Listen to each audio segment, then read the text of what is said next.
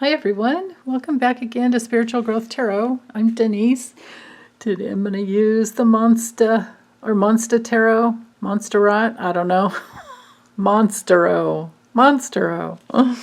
That's it, by Joanna Nelson.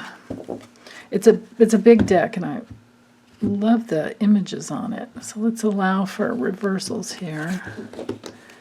And this reading is for Saturday, excuse me, August 14th, 2021. And as always, I'm looking for a timeless message to help us heal our souls and for support for this day.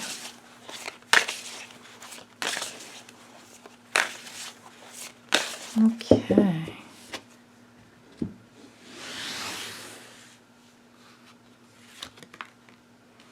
Uh-oh. The Devil, the World Reversed, and the Five of Swords. Oh, yeah, well, this sure makes sense. Here, let me change up the background a little bit in case your eyes are tired, and that bright white is not fun to look at if you're, or just in case if you happen to have a headache or something. Okay, so the World Reversed is our theme. Let's look at the image. That's beautiful when it's straight up. Yeah, look at that. So with the reversal, it just brings a little bit of that element where we're feeling maybe empty. And that especially would come into play if we don't have our deep connection to ourselves. We're always going to feel a little bit lonely and a little bit empty. So that's our human quest in every lifetime, is to come back home to who we truly are. And then you move through life from that fullness. But until we get to that, pretend it came through straight up. Of course, the message would be totally different, but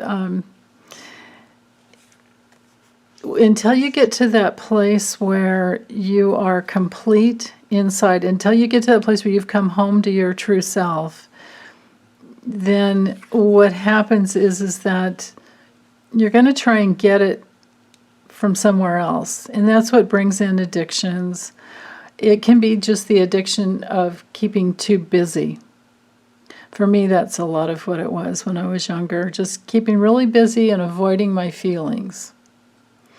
And it used to amaze me as to, especially, when I did personal training for a living, when you're a young mom and you're at home with the kids, it's normal to feel kind of, unless you have a lot of friends you're talking to all the time, it's normal to feel kind of split off from reality, because you're in that lovely world of little kid energy all the time, but you can't have the same type of grown-up conversations. But when I did personal training, when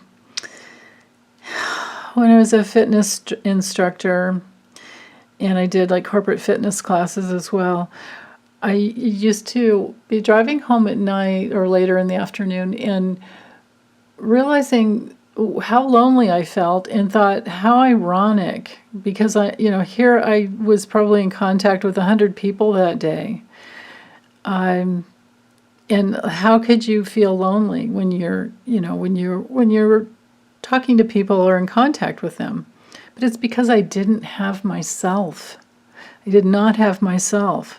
So, of course, I would go home and I'd eat a bunch of ice cream. I didn't tend to do drugs in those days, or not, what do you call it, drinking. I never did drugs. But I experimented when I was younger, and it never did well. Same thing with cigarettes. I never did well with. I didn't. It was like, ugh. But I sure experimented with a whole lot of different flavors of ice cream and frozen yogurt. And I was dumb enough to think, if it's low fat or non-fat, it's okay. It was still a crap load of sugar, So I had an addiction to sugar. I had an addiction to, staying busy, being too busy, work all day, I come home, cook dinner, you hang out with the kids a while, and then you know, and then eat ice cream. So there was that. That was what I did. We all have our different types of addictions. We all have our different attachments. But if you notice, they're even with the little monsters here, they're not bound. Oops, sorry about that glare.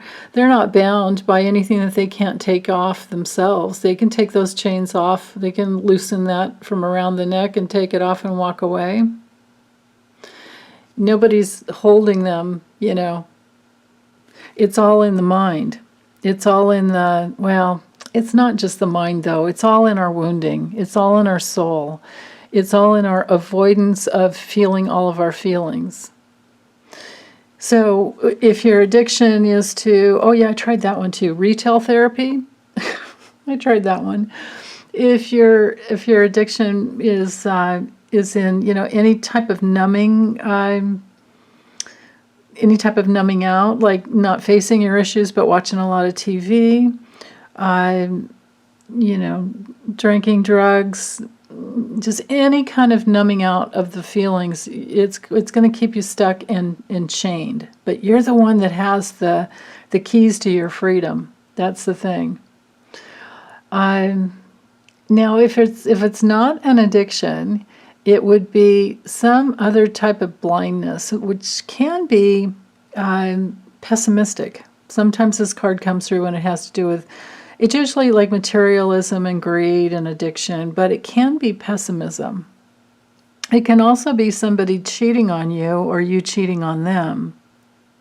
And if it was you that cheated on them, you're going to feel incomplete. This could be if somebody cheated on you and you didn't get closure with the world reversed.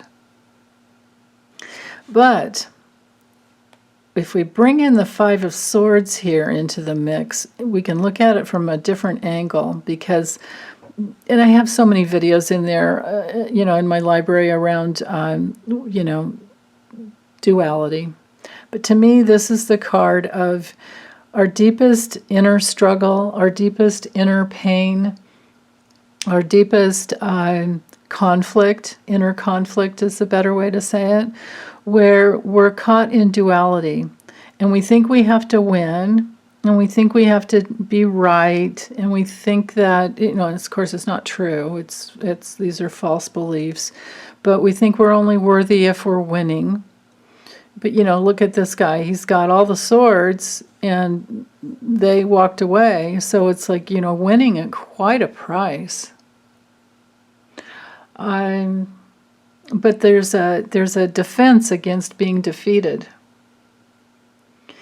And there's a whole lot of selfishness here. So these two cards together tell me that this can be being addicted to being right, being addicted to having the last word, being addicted to being in control most of all.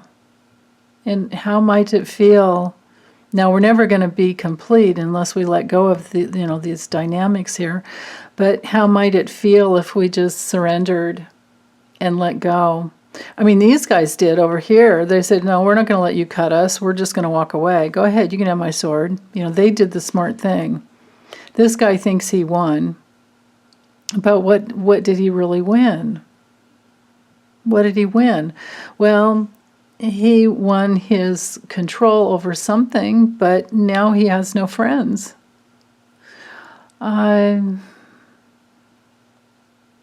If this guy's a cheater, or if this woman, this person, if this is about cheating and abuse, this shows that deep inner conflict of just being very selfish and how it leaves us lonely and empty inside. So if this has ever happened to you or is happening to you, the way out of this vicious circle is really just to meet the pain. really look at the false belief, try and get in touch with what the false belief inside, because this card is all about dualistic false beliefs. And see where you can find the false belief and then, have a little argument with yourself. Like, is it really true? Is it really true that I have to be in control? And what is it costing me in relationships if I'm the one that's in control? What would life be like if I could create win-win situations? Where we're both winning. We're both right. And we can both be wrong, and who cares if we're wrong? We can still love each other anyway. Doesn't matter if we're ever wrong. We just make a mistake, and then maybe we agree to disagree, but we can still love each other, through it.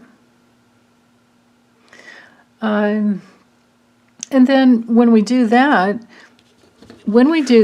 it would turn things around to where we are complete and whole inside, and it would turn this guy upside down, and we would be released from that bondage.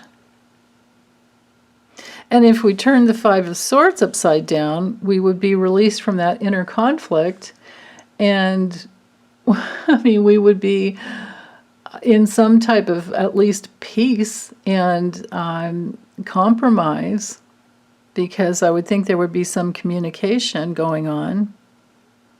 Or at least, like I said before, we agree to disagree.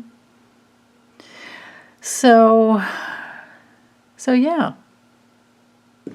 I guess that's all I have here with this. Then I think I'll just get it uploaded rather than draw an oracle card around it, because I feel like it's pretty clear. It's pretty clear that it's all about coming home to ourselves, and if we're caught up in some attachments, we just have to question. In summary, we just have to question the false belief that has this spinning. So, okay. Well, that's all I have. Thanks, you guys. Take good care. Bye.